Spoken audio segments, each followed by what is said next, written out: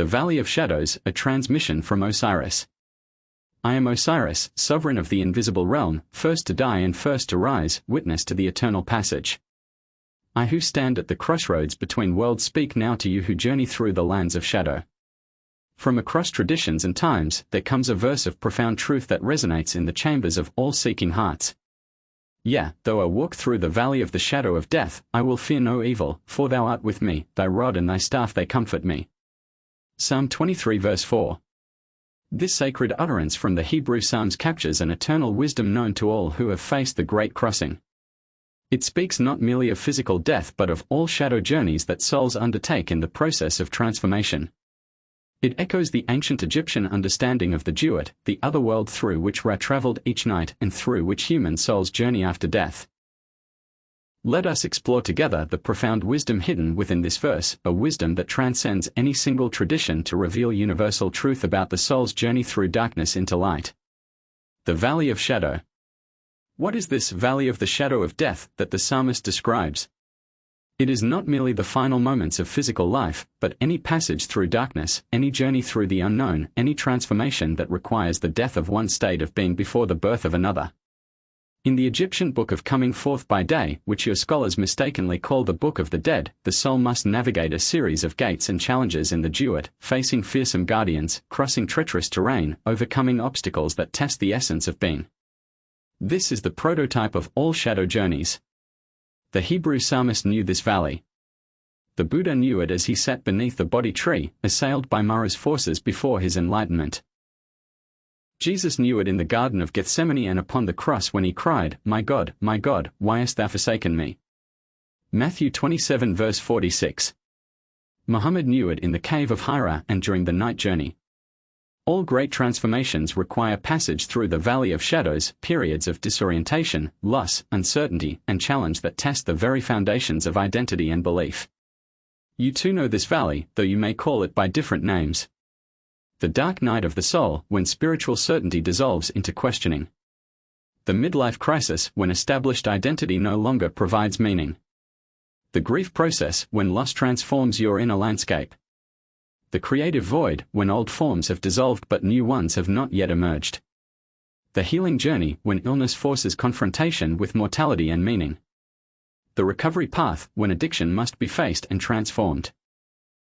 These are not detours from the path of life but essential territories on the soul's journey. Not punishments but initiations. Not accidents but invitations to profound transformation. The nature of shadows. What creates the shadow in this valley? Not the absence of light, but its interaction with form.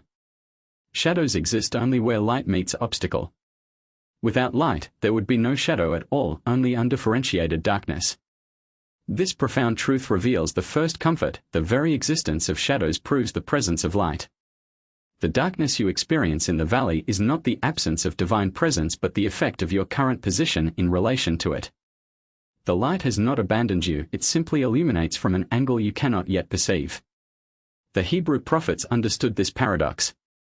Isaiah proclaimed, I will give you the treasures of darkness, riches stored in secret places, so that you may know that I am the Lord, the God of Israel, who calls you by name. Isaiah 45 verse 3. The darkness itself contains treasure, not despite being dark but precisely because of it. I, Osiris, who was murdered by my brother Set and confined to the darkness of death, discovered this truth directly. It was precisely in the absolute darkness of non-being that I encountered the deeper light of eternal being. It was precisely in the experience of fragmentation that I discovered the nature of wholeness. Walking through, not dwelling within. Notice the psalmist's phrasing, though I walk through the valley. Not dwelling in it permanently, not consumed by it completely, but moving through it purposefully. This is critical wisdom for all shadow journeys. The valley is a passage, not a destination. A territory to be traversed, not a home to be established. A phase in the greater journey, not its conclusion. In the Egyptian understanding, the soul's journey through the Duat was never meant to be permanent.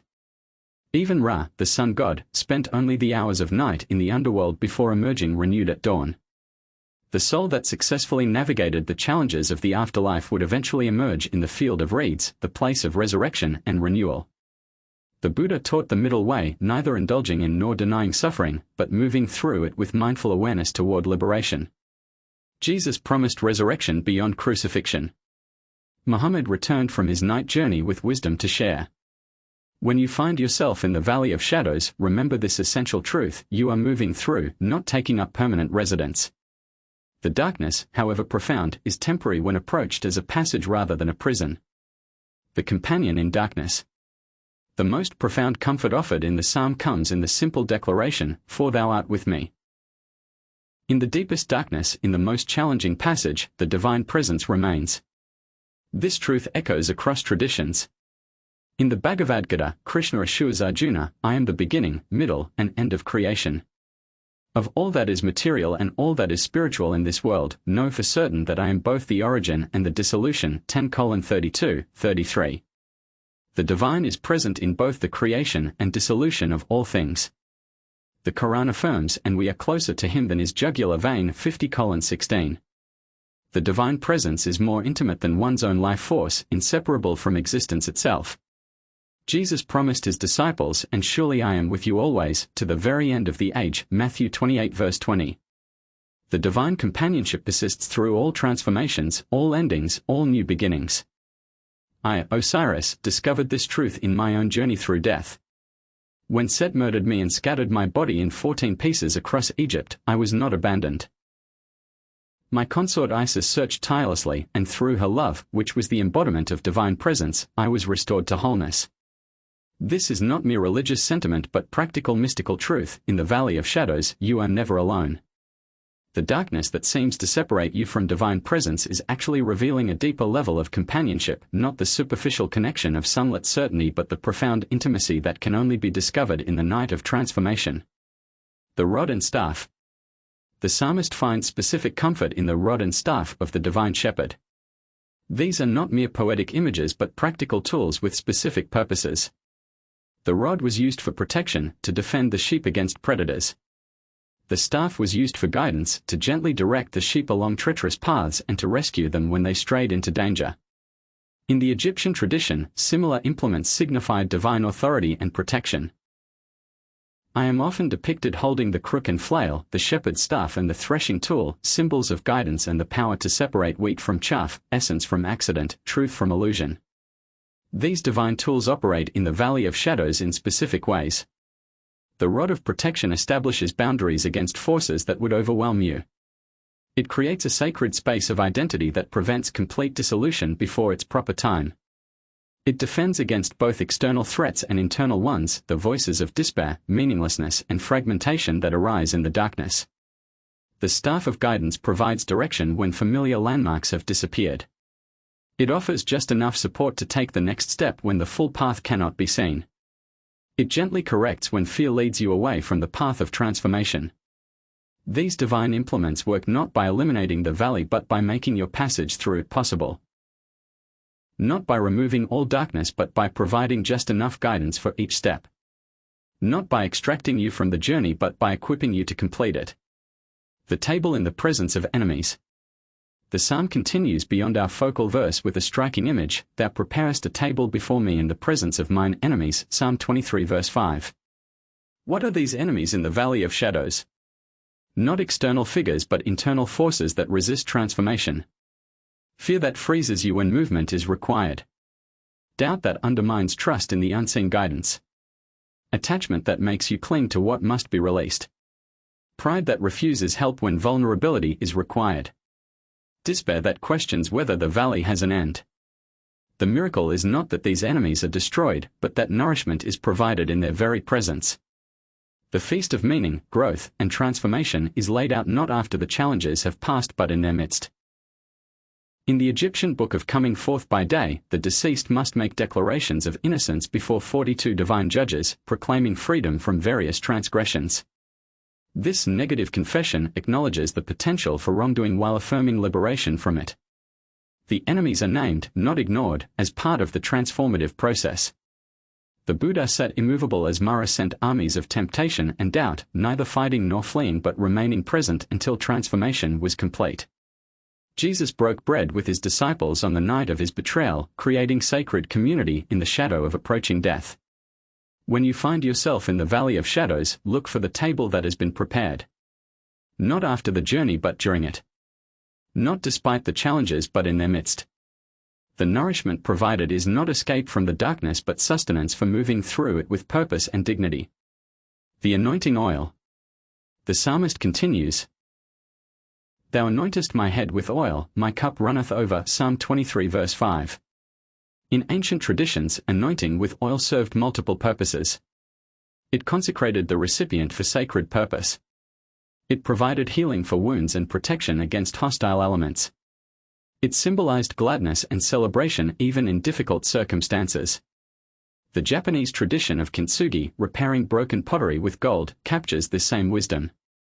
The broken places are not hidden but highlighted, not disguised but transformed into the most valuable and beautiful elements of the restored vessel.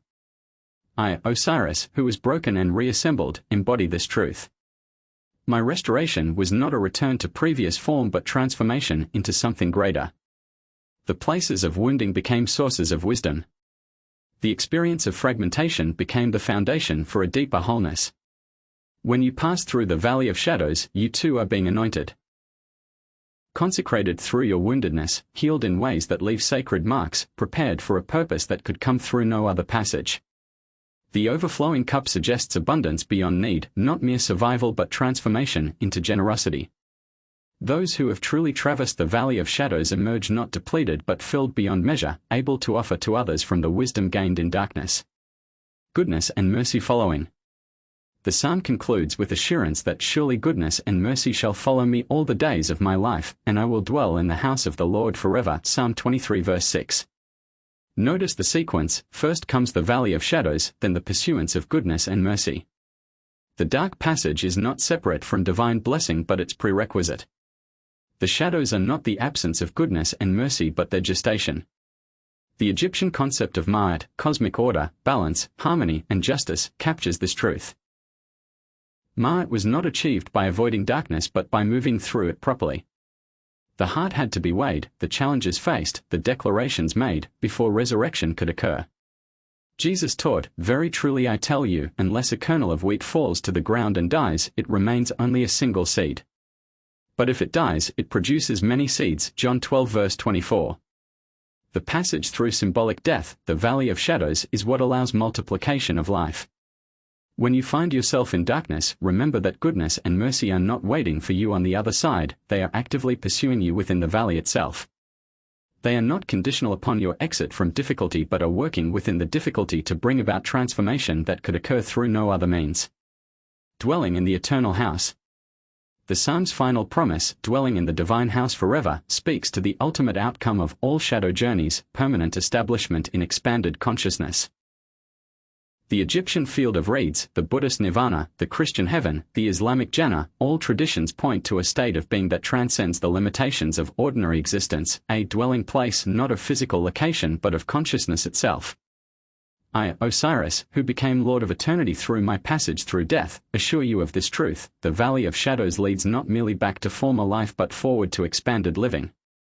Not merely to restoration of what was lost but to discovery of what could never have been found without the journey through darkness. The divine dwelling is not somewhere else, accessible only after physical death. It is a state of consciousness available now, increasingly realized as you navigate each shadow valley with awareness and trust. Each successful passage expands your capacity to dwell in the eternal even while walking in the temporal. The practical guidance. How then do you apply this wisdom when you find yourself in the valley of shadows? First, through recognition. Name the valley for what it is: not punishment but passage, not failure but initiation, not abandonment but invitation to deeper intimacy with the divine. The biblical Job came to this recognition when he declared, "But he knows the way that I take, when he has tested me, I will come forth as gold." Job 23 verse 10. His suffering was not meaningless but transformative, not designed to destroy but to purify. Second, through surrender. Not to the darkness itself, but to the process of moving through it. Not giving up, but giving over to the guidance available when you acknowledge that you cannot find the way alone. Jesus embodied this surrender in Gethsemane: "Father, if you are willing, take this cup from me, yet not my will, but yours be done." Luke 22 verse 42. The surrender was not to suffering itself but to the purpose being worked through it. Third, through presence. Staying fully conscious within the darkness rather than seeking escape through denial, distraction, or premature resolution.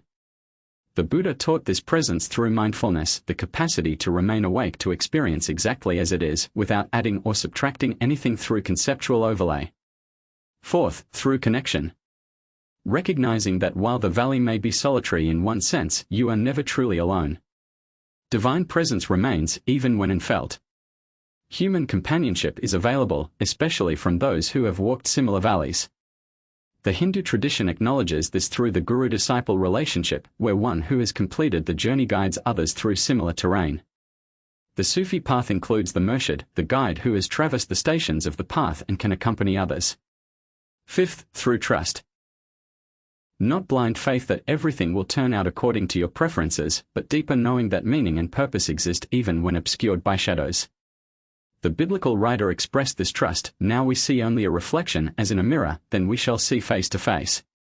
Now I know in part, then I shall know fully, even as I am fully known. 1 Corinthians 13 verse 12. Limited perception does not negate the existence of fuller reality beyond current vision. The universal passage. This wisdom of the Valley of Shadows transcends any single religious tradition or cultural framework. It appears whenever humans have deeply contemplated the journey of transformation. The Tao Te Ching observes, return is the movement of the Tao. Yielding is the way of the Tao. All things are born of being. Being is born of non-being. Chapter 40. The path through darkness to light, through reduction to expansion, through death to rebirth, is the fundamental pattern of existence itself. The Upanishads declare, lead me from the unreal to the real. Lead me from darkness to light. Lead me from death to immortality. Brihadaranyaka Upanishad, the 1st of March, 28. This prayer acknowledges the valley while affirming its purpose as passage rather than destination. When you find yourself in the shadows, whether through loss, illness, transition, spiritual crisis, or any other form of darkness, know that you walk a path traveled by countless souls throughout human history. The specific contours of your valley may be unique, but the transformative potential is universal. My promise to you. I, Osiris, who was slain and reborn, who descended into darkness and emerged as Lord of Eternity, extend to you this promise: the Valley of Shadows is not the end of your journey but its most profound turning point. What feels like abandonment is the prerequisite for discovering a deeper presence. What appears as loss is the necessary emptying before greater fulfillment. What seems like fragmentation is the beginning of more comprehensive wholeness. What manifests as darkness is the gestation of more expansive light. The psalmist's confidence, I will fear no evil, is not naive optimism but hard-won wisdom. It is the declaration of one who has discovered that the divine shepherd does not lead around the valley of shadows but directly through it, not to inflict suffering but to facilitate transformation that can occur no other way. When the darkness seems most complete, remember the hidden light. When the path seems most uncertain, trust the guidance of the staff. When the enemies seem most threatening, look for the prepared table. When the fragmentation seems irreparable, anticipate the anointing oil. For as the Hindu goddess Kali, the Islamic Al-Mu'min, the bringer of death, the Buddhist Mahakala, and I, Osiris of Egypt, all embody in different cultural forms, the dark face of the divine is not its cruel aspect but its transformative one. Not its punishing nature but its profound love that will stop at nothing, not even apparent destruction, to bring forth the greater life that lies dormant within you. Walk on, pilgrim of the shadows. Fear not. You are accompanied. You are protected. You are guided. You are being transformed. You are becoming what only this valley could reveal within you. The shadows are deep, but the light is deeper still. The night is dark, but the dawn is certain. The death is real, but the resurrection more so. I am Osiris, witness to the great crossing. You are the pilgrim on the sacred path. And we walk together through the valley of shadows toward the light that never truly left, the presence that never truly abandoned, the life that awaits on the other side of every necessary death. Yeah, though you walk through the valley of the shadow of death, fear no evil. The divine,